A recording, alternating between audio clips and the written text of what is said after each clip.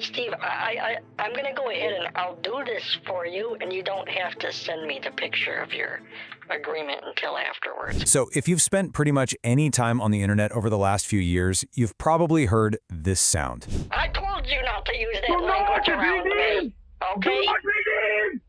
Do not redeem! It's that moment that launched 1,000 memes. But what you might not know is the story behind that viral clip. It's a story about an unlikely hero, a really personal mission, and a fight that has exploded into a global trillion-dollar crisis. This is the story of Kitboga, and trust me, it's a lot darker than you think. Yeah, that clip. It basically became the unofficial battle cry for the entire scambaiting community. It's just a scammer totally pushed to his limit, just screaming in pure frustration. For millions of people, this one chaotic moment was their first introduction to the world of wasting scammers' time. And it all started with this guy, Kitboga. He's one of the original streamers who turned the tables on online fraudsters. And you know, while he's happy the clip brought so much awareness to the problem, he sometimes gets a little tired of being known as just the do not redeem guy. And as we're gonna see, the real story here goes so much deeper. I mean, that clip spread like wildfire, right? It became totally synonymous with scam baiting itself. For a lot of us, it was our first peek into this whole world. But what's really wild is that the man at the center of it all never planned for any of this to happen. His journey to that moment was a complete accident. So who was Kitboga before he was Kitboga? He wasn't some, cybersecurity guru or private detective. His path was actually pretty winding, and it was shaped by stuff like video games, family pranks, and ultimately a really powerful desire to do something that actually mattered. It's crazy when you look back, because each piece of his life unknowingly prepared him for this role. I mean, it starts with his family making prank calls to telemarketers when he was a kid, that evolves into a love for strategy games, which then leads him to a career as a software engineer, and all of that somehow culminates in him becoming one of the most famous scam baiters on the planet. And get this, even his name has this hilarious origin that has absolutely nothing to do with scams. He actually took it from an AI opponent in the video game Age of Empires. This computer player had this ridiculously bad strategy of just sending one single catapult at a time. It was an inside joke, never meant to become the nameplate for a global anti-scam movement. You could say his first improv classes were messing with telemarketers as a kid.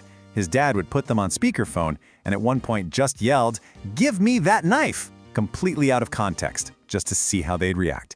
It was this playful, early lesson in the art of confusion. But then, everything changed.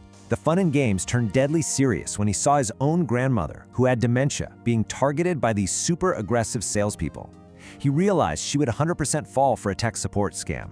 And that personal connection, well, that's what really lit the fire. That's what started his mission to waste their time and protect other people in the process. So in the beginning, this whole thing was just an experiment. He'd fire up a stream for like a handful of friends with absolutely no idea what he was doing, just figuring it out live on air. It was a totally different time, a kind of wild west of scam baiting. He was learning about virtual machines, how to route calls, how to do character improv, right there with his audience.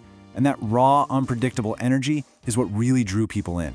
He wasn't some expert, he was just a guy trying to do something, and we all got to watch him learn and evolve in real time. The scenarios he came up with were just completely absurd, and that was the whole point. He would invent entire soap operas on the fly. You had his elderly character Edna taking a moped to McDonald's, or him inventing a pet crow and an app just for it. The goal was simple: create as much chaos and confusion as possible and just keep them on the line. But here's the thing. While the internet was laughing at all this, the game was changing. Those small-time gift card scams he started fighting began to morph into something much bigger and way more sinister. The stakes suddenly weren't very funny anymore. So just how different is the scamming world today compared to when he first started? Well, the answer is, honestly, it's staggering. And it transforms this whole story from one about internet pranks into one about global organized crime. $1 trillion. Let me say that again. $1 trillion. According to the Global Anti-Scam Alliance, that's the estimated annual cost of online scams. And no, that is not a typo. We're talking about an illicit industry the size of a G20 economy.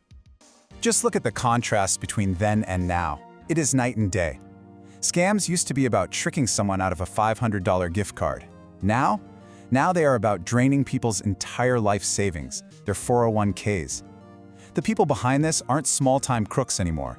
They're sophisticated, transnational criminal organizations. And let's be crystal clear, this has escalated way beyond a simple nuisance. This is a global enterprise. And some of these massive scam operations are run by the exact same cartels and syndicates that are trafficking drugs like fentanyl. The money they're scamming from you or your parents is directly funding other enormous criminal operations. Okay, so this new reality, it demands a totally new approach. The days of a lone vigilante fighting back from their computer, they're over. The problem is just too big, it's too organized, and it's way too well funded for any one person to take on alone. And that's exactly why creators like Kitboga and scammer Payback, who you might have once thought of as competitors, are now realizing they have to be allies. They understand that to fight an organized network, you need an organized network of your own. This means the whole battlefront has shifted. Wasting a single scammer's time, while satisfying, is no longer enough. The new fight is about systemic change. It's about pushing banks and tech companies to take responsibility, demanding new laws from the government, and building tools that can protect all of us before that call ever even comes through. Kitboga puts it this way, and it's a powerful analogy. He says, at some point, the war on drugs got so bad that we realized we needed to start a dedicated agency, the DEA. He thinks that's exactly where we are right now with scams. It needs a massive, coordinated, and official response. And all of this leaves us with a really critical question. As these scams evolve into a multi-trillion-dollar global industry, who is ultimately responsible for protecting us? Is it on us, the individuals? Is it on the tech companies whose platforms are being exploited? The banks that process the fraudulent transactions? Or is it the governments that have been so slow to respond?